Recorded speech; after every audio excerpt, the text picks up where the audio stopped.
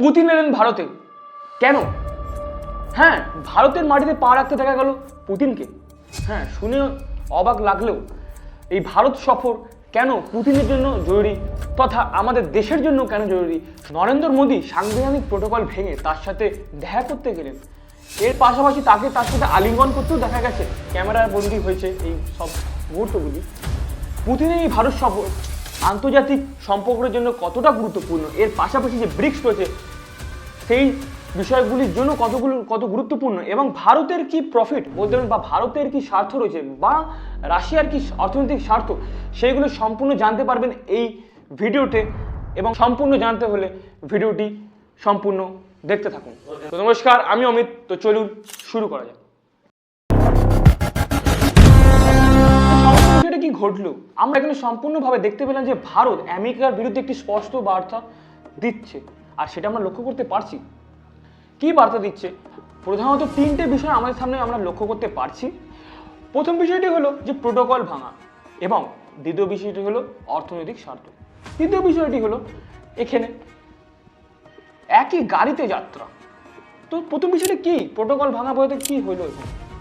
Protocol ভাঙা বলতে গেলে এটাই দেখা যাচ্ছে যে কোনো রাষ্ট্রপ্রধান হলে তার জন্য বা তাকে রিসিভ করার জন্য কোনো সরকারি সেক্রেটারি সেখানে উপস্থিত থাকতে হয় বা তাকে থাকতে হয় তাকে নিয়ে আসার জন্য। কিন্তু এখানে ঠিক হলো তার উল্টো। স্বয়ং নরেন্দ্র মোদী, আমাদের বর্তমানে প্রধানমন্ত্রী, তিনি স্বয়ং গিয়ে তাকে রিসিভ করলেন এবং তার সাথে হাতও মেলালেন। এরপর সেকেন্ড পয়েন্টে আমরা লক্ষ্য করতে পারি আলিঙ্গন। হ্যাঁ, বা বলতে আমরা ইংলিশ ভাষায় যেটাকে বলি হাগ। আমাদের বর্তমান প্রধানমন্ত্রীকে, শ্রী নরেন্দ্র মোদীকেও দেখতে পাই যে প্রোটোকলের বিরুদ্ধে গিয়ে আরেকটি কাজ করতে, যেটা জিও পলিটিক্সে একটা বডি ল্যাঙ্গুয়েজের মাপ থাকে। কি আপনি কতটা বডি ল্যাঙ্গুয়েজ ইউজ করবেন, কোনো রাষ্ট্রপ্রধানের সাথে দেখা করার সময় কিরকম হাত মেলাবেন, সব কিছুরই একটা রুলস আছে। সেই প্রোটোকলটি ভেঙে তিনি রীতিমতো তাকে জড়িয়ে আলিঙ্গন করলেন, ভ্লাদিমির পুতিনের সঙ্গে সম্পূর্ণভাবে জড়িয়ে আলিঙ্গন করলেন তিনি। দ্বিতীয় বিষয়টা হলো একই গাড়িতে যাত্রা। হ্যাঁ, এটাও প্রোটোকলেরই বাইরে সম্পূর্ণ না। বেসিক্যালি কি হয় যে কোনো রাষ্ট্রপ্রধান এলে তিনি তার নিজের পার্সোনাল গাড়িতে যান, যে সিকিউরিটি প্লাস। কিন্তু এখানে সম্পূর্ণটাই উল্টো হলো। তিনি নরেন্দ্র মোদী, মানে বর্তমানে আমাদের প্রধানমন্ত্রী নরেন্দ্র মোদীর সাথে একই গাড়িতে যাত্রা করলেন। এটা আমরা লক্ষ্য করতে পারি। বড় প্রশ্ন উঠে দাঁড়াচ্ছে রাশিয়ার যে কৌশলগত উদ্দেশ্য। হ্যাঁ, এখানে রাশিয়ার কৌশলগত উদ্দেশ্য তো লুকিয়ে আছে ভারত সফরে, সেটাই এখন আপনাদের সাথে আমি আলোচনা করব। তো চলুন আমরা এটাকেও আলোচনা করি বা ব্রেকডাউন করি, আপনাদের সামনে তুলে ধরি। রাশিয়ার কৌশলগত উদ্দেশ্যর মধ্যে যে প্রথম পয়েন্টে আমরা উল্লেখ বা লক্ষ্য করতে পারি সেটা হলো বিচ্ছিন্নতা দূর করা। হ্যাঁ, বিচ্ছিন্নতা দূর করা, অবশ্যই আপনি ঠিক শুনেছেন। বিচ্ছিন্নতা দূর কথা বলতে যে আন্তর্জাতিক সম্পর্কে রাশিয়াকে একঘেয়ে করে দেওয়া হয়েছে।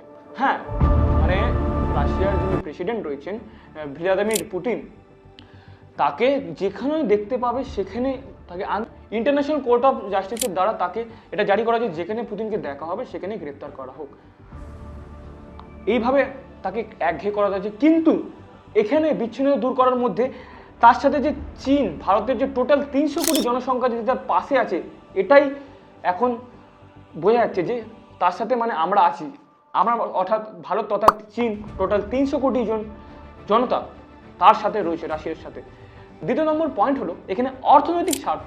অবশ্যই যে ভারত বিগত কয়েক বছর ধরেই যে রাশিয়ার থেকে জ্বালানি বলতে পারেন বা অয়েল, আমরা রাশিয়া যে ভারতে যে অয়েল রপ্তানি করছে, বলতে পারেন যে সমস্ত জ্বালানি অয়েল আমরা রাশিয়ার থেকে পাচ্ছি, সেইগুলো যাতে ভারত অন্য কোনো দেশের থেকে না নেয়, সেই জন্য একটা অর্থনৈতিক স্বার্থ আমরা এখানে দেখতে পাচ্ছি।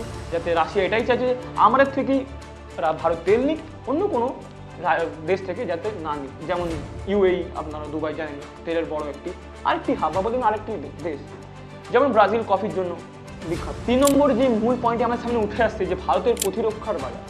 হ্যাঁ, ঠিক শুনেছেন, ভারতের যে রাশিয়ার প্রতিরক্ষাতে যে 72% যে ইনভলভমেন্ট ছিল, সেটা কমে 32% এসেছে। হ্যাঁ, ঠিক শুনছেন, এইটাকে যেন রাশিয়া হারাতে চাইছে না প্রতিরক্ষার দিক থেকে বা বলতে পারেন যে ডিফেন্সের দিক থেকে। তো এটাকেও রাশিয়া হারাতে চাইছে না। এই ছিল মেজর 3টি কৌশলগত উদ্দেশ্য। এবার আমরা দেখে নেব যে ভারতের কি কি উন্নতি হচ্ছে বা বলতে পারেন ভারতের সাথে যে সমস্ত চুক্তিগুলি হচ্ছে রাশিয়ার সাথে, সেইগুলি আমরা জেনে নেব। তো চলুন আলোচনা করে নিই ভারতের 6টি গুরুত্বপূর্ণ অর্জন। হ্যাঁ, আমি এখান থেকে রিসার্চ করে 6টি গুরুত্বপূর্ণ অনেকগুলি অর্জন রয়েছে, তার মধ্যে খুবই গুরুত্বপূর্ণ 6টি অর্জন আপনার সামনে তুলেছি, যেগুলো আমাদের ভবিষ্যৎকালীন খুবই দরকার বা বলতে পারেন খুবই গুরুত্বপূর্ণ।